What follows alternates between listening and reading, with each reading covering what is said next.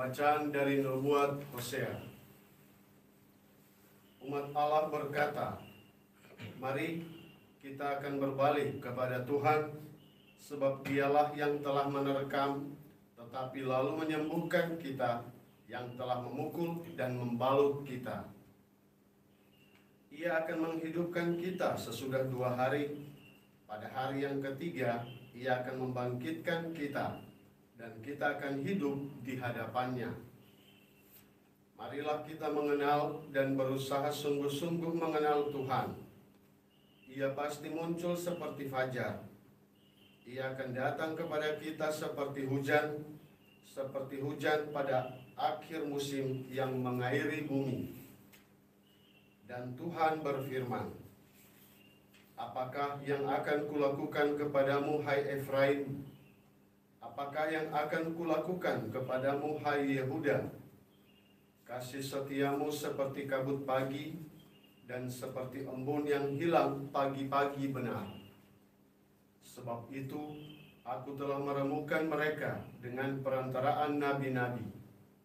Aku telah membunuh mereka dengan perkataan mulutku, dan hukumku keluar seperti terang. Sebab aku menyukai kasih setia, dan bukan kurban sembelihan. Aku menyukai pengenalan akan Allah lebih daripada kurban-kurban bakaran. Demikianlah sabda Tuhan.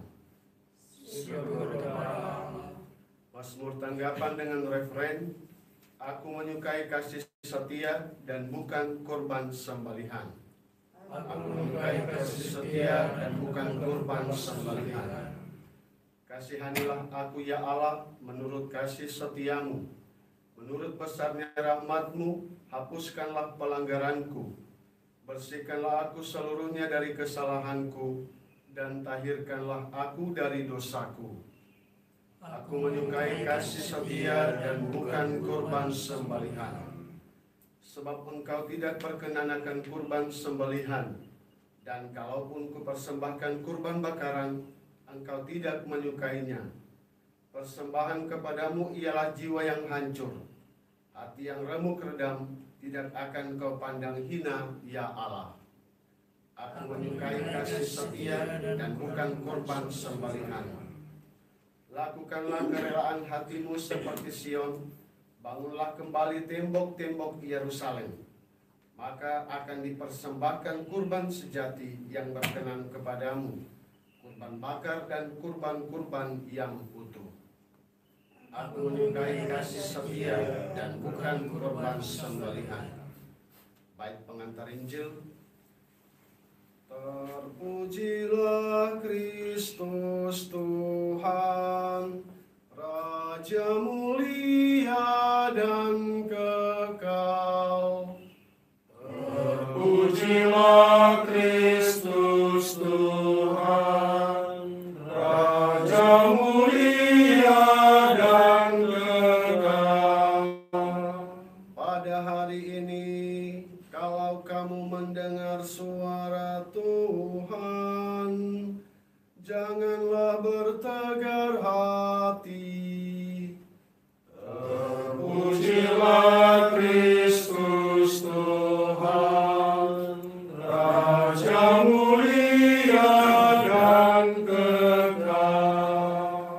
Tuhan sertamu. Dan sertamu juga. Inilah Injil Yesus Kristus menurut Santo Lukas. Dimuliakanlah Tuhan. Sekali peristiwa, Yesus menyatakan perumpamaan ini kepada beberapa orang yang menganggap dirinya benar dan memandang rendah semua orang lain. Ada 2 orang pergi ke bait Allah untuk berdoa. Yang satu adalah orang Farisi, yang lain pemungut cukai.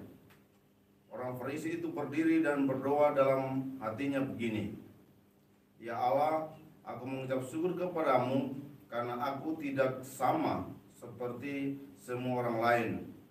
Aku bukan perampok, bukan orang lalim, bukan pezina, dan bukan juga seperti pemungut cukai ini. Aku berpuasa 2 kali seminggu. Aku memberikan 1/10 dari segala penghasilanku. Tetapi pemungut cukai itu berdiri jauh-jauh, bahkan ia tidak berani menengadah ke langit, melainkan ia memukul diri dan berkata, "Ya Allah, kasihanilah aku orang berdosa ini." Aku berkata kepadamu, orang ini pulang ke rumahnya sebagai orang yang dibenarkan Allah, sedang orang lain itu tidak. Sebarang siapa meninggikan diri akan direndahkan, dan barang siapa merendahkan diri akan ditinggikan. Demikianlah Injil Tuhan. Terpujilah Kristus. Barang siapa meninggikan diri akan direndahkan, dan barang siapa merendahkan diri akan ditinggikan. Konfrater, saudara-saudara terkasih dalam Tuhan kita Yesus Kristus, dalam kehidupan ada orang yang suka memuji orang lain. Sikap memuji orang lain mengungkapkan antara lain sikap kerendahan hati untuk mengakui bahwa orang lain itu lebih. Yang kedua, orang yang suka memuji diri, mengatakan tentang kelebihan-kelebihannya, dan bahkan lebih daripada itu, orang yang tanda petik memaksa orang lain untuk memuji dirinya. Itu kalau kita lihat orang-orang yang seperti itu hanya akan memberikan sesuatu kepada orang yang memuji dirinya. Jadi memaksa dalam tanda petik. Kalau sampai pada tingkat ini, bukan dia akan dipuji, tetap justru akan direndahkan. Apa yang telah dikatakan dalam bacaan Injil tadi, orang Farisi yang banyak berdoa dan seterusnya, banyak puasa dan seterusnya, tetapi ketika memuji dirinya tentang hal-hal itu justru dia direndahkan, sehingga mengatakan tentang kelebihan-kelebihan itu mengungkapkan, justru menunjukkan nanti kita akan direndahkan. Tentang hal ini, tentang soal memuji diri, sombong dan seterusnya, sering dalam setiap pekerjaan, kalau dalam bekerjasama dengan orang dan saya kasih tugas, misalnya di guru, kalau saya tanya bagaimana pekerjaan, lalu guru atau pegawai bilang beres, aman, itu berarti di balik itu ada banyak yang tidak beres, harus dicek. Kalau dia bilang, oh saya sudah kirim surat untuk orang ini, saya sudah berbicara dengan orang ini, saya sudah siap peralatan ini, dan seterusnya, tahapan-tahapan kegiatan disampaikan, berarti apa yang sudah dilakukan, itu berarti bisa mengecek tingkat keberhasilan.